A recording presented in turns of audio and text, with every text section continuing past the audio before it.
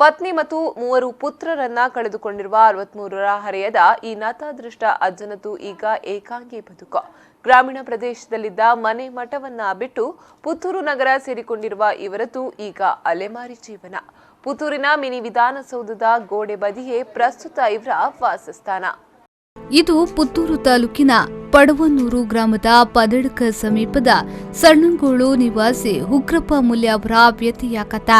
ಸಂಸಾರದ ಜೊತೆಗೆ ಎಲ್ಲವನ್ನ ಕಳಕೊಂಡು ತೀರಾ ಶೋಚನೀಯ ಸ್ಥಿತಿಯಲ್ಲಿ ಬದುಕು ಕಳೆಯುತ್ತಿರುವ ಉಗ್ರಪ್ಪ ಅವರಿಗೆ ನನ್ನವರು ಎಂದು ಹೇಳಿಕೊಳ್ಳಲು ಈಗ ಯಾರೂ ಇಲ್ಲ. ಪಡವನ್ನೂರು ಗ್ರಾಮದ ಪದಡ್ಕ ಸಮೀಪದ ಸಣ್ಣಂಗೋಳು ಎಂಬಲ್ಲಿ ತನ್ನ ಪತ್ನಿಯ ಹೆಸರಿನಲ್ಲಿ 50 ಸೆನ್ಸ್ ಜಾಗ ಇದೆ. ನಮ್ಮ ಮನೆಯ ಪಕ್ಕದಲ್ಲೇ ಸಹೋದರನ ಮನೆ ಇದೆ. ನನ್ನ 3 ಪುತ್ರರಲ್ಲಿ ಒಬ್ಬ ಎಳೆಯ ಪ್ರಾಯದಲ್ಲೇ ಅಕಾಲಿಕ ಮರಣ ಹೊಂದಿದ. ಇನ್ನೊಬ್ಬ ವಿಷ ಸೇವಿಸಿ ಆತ್ಮಹತ್ಯೆ ಮಾಡಿಕೊಂಡ. ಒಳ್ಳೆಯ ಉದ್ಯೋಗದಲ್ಲಿದ್ದ ಮತ್ತೊಬ್ಬ ಅನಾರೋಗ್ಯಕ್ಕೆ ತುತ್ತಾಗಿ ಮರಣ ಹೊಂದಿದ. ಪತ್ನಿ ನಿಧನರಾದ ಬಳಿಕವಂತೂ ನನ್ನ ಭವಿಷ್ಯವೇ ಹೋಗಿದೆ. ಈಗ ಎಲ್ಲವನ್ನ ಬಿಟ್ಟು ಬಂದಿದ್ದೇನೆ. ಎಂಕ್ ಏರ್ಲಾಯ್ಚಿರ ಎನ್ನ ಬದುಕಿ ಹಾಳಾತುಕೊಂಡು ಎಂದು ಉಗ್ರಪ್ಪ ಮುಲ್ಯ ಅವರು ಅವಲತ್ತುಕೊಳ್ಳುತ್ತಿದ್ದಾರೆ. ಯಾವುದೇ ಒಂದು ಇವರೊಂದು ಕುಲಾಲ ಜನಾಂಗದವರು, ಇವರ ಸಂಘಟನೆಯ ಪ್ರಮುಖರಿಗೆ ನಾವು ತಿಳಿಸಿದರೆ ಈವರೆಗೆ ಆ ಒಂದು ಸಂಘಟನೆಯ ಪ್ರಮುಖರು ಬಂದು ಅವರನ್ನು ಕರೆದುಕೊಂಡು ಹೋಗುವಂತಹ ಒಂದು ವ್ಯವಸ್ಥೆ ಕೂಡ ಈವರೆಗೆ ಮಾಡಲಿಲ್ಲ.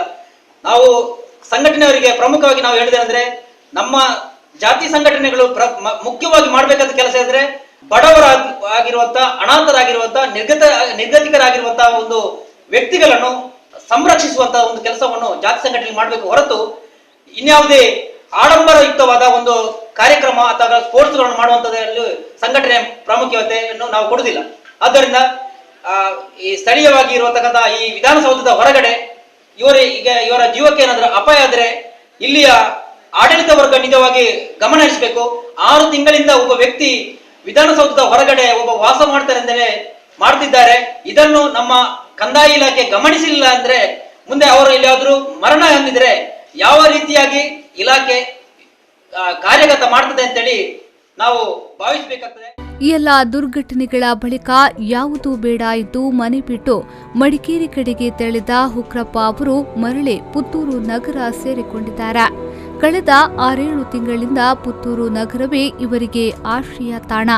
ಹಗಲು ವೇಳೆ ಬೀದಿ ಸುತ್ತುವ ಮೂಲಕ ಸಮಯ ಕಳೆಯುವ ಇವರು ರಾತ್ರಿಯ ವೇಳೆ ವಿಧಾನಸೌಧ ಕಟ್ಟಡದ ದಕ್ಷಿಣ ಭಾಗದ ಗೋಡೆಯ ಮೂಲೆಯ ನೆರಳಿನಲ್ಲಿ ಪುಟ್ಟ ದಿಂಬಿಗೆ ತಲೆಯಿಟ್ಟು ಹಳೆಯ ಬಟ್ಟೆಯೊಂದನ್ನು ಹೊದ್ದುಕೊಂಡು ಮಲಗುತ್ತಾರೆ.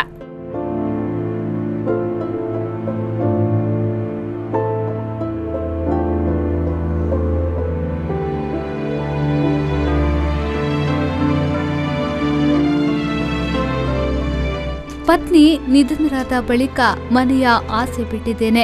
ಮನೆಯು ಜರಿದು ಬಿದ್ದಿದೆ. ಯಾರೂ ಇಲ್ಲದ ಮೇಲೆ ಮನೆಯಲ್ಲಿದ್ದೇನು ಮಾಡುವುದೆಂದು ಪುತ್ತೂರು ನಗರಕ್ಕೆ ಬಂದು ಬೀದಿ ಸುತ್ತುತ್ತಿದ್ದೇನೆ. ಮಧ್ಯಾಹ್ನ ಮಹಲಿಂಗೇಶ್ವರ ದೇವಳದ ಅನ್ನ ಛತ್ರಕ್ಕೆ ಹೋಗಿ ಊಟ ಮಾಡುತ್ತೇನೆ. ನನ್ನ ಕಷ್ಟ ನೋಡಿ ಯಾರಾದರೂ ನೀಡಿದ ಅಲ್ಪ ಸ್ವಲ್ಪ ದುಡ್ಡಿನಿಂದ ಬೆಳಿಗ್ಗೆ ಹೋಟೆಲ್ನಲ್ಲಿ ತಿಂಡಿ ತಿನ್ನುತ್ತಿದ್ದೇನೆ. ರಾತ್ರಿ ಊಟದ ಬಗ್ಗೆ ಚಿಂತಿಸುವುದಿಲ್ಲ. ನೀರು ಕುಡಿದು ಮಲಗುತ್ತೇನೆ ಎಂದು ಕಣ್ಣೀರಿಡುವ ಉಗ್ರಪ್ಪ ಅವರು ಯಾರಾದ್ರೂ ನನ್ನನ್ನ ಆಶ್ರಮಕ್ಕೆ ಸೇರಿಸಿದ್ರೆ ನೆಮ್ಮದಿಯಿಂದ ಬದುಕಬಲ್ಲೆ ಎನ್ನುತ್ತಾರೆ. ತರಕಾರಿ ಇಂತೆಲ್ಲ ಮಾಡ್ತೇವೆ. ಜೇನು ಕೃಷಿ ಮಾಡಿ 10-15 ಪೆಟ್ಟಿ ಇತ್ತು.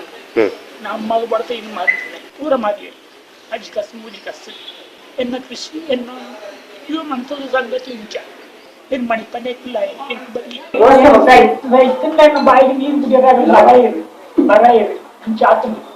ಪುತ್ತೂರಿನ ಮಿನಿ ವಿಧಾನಸೌಧದ ದಕ್ಷಿಣ ಭಾಗದಲ್ಲಿ ವೃದ್ಧ ಉಗ್ರಪ್ಪ ಮುಲ್ಯ ಅವರು ಕಳೆದ 6-7 ತಿಂಗಳಿನಿಂದ ಆಶ್ರಯ ಪಡೆದಿರುವ ಕುರಿತು ಅವರ ಸಂಬಂಧಿಕರಿಗೆ ಮಾಹಿತಿ ನೀಡಿ ಕರೆದುಕೊಂಡು ಹೋಗುವಂತೆ ತಿಳಿಸಿದ್ರು. ಯಾರೂ ಈ ತನಕ ಕರೆದುಕೊಂಡು ಹೋಗಿಲ್ಲ. ಜಾತಿ ಸಂಘಟನೆಯವರು ಅವರನ್ನ ಸಂರಕ್ಷಿಸುವ ಕೆಲಸ ಮಾಡಿಲ್ಲ.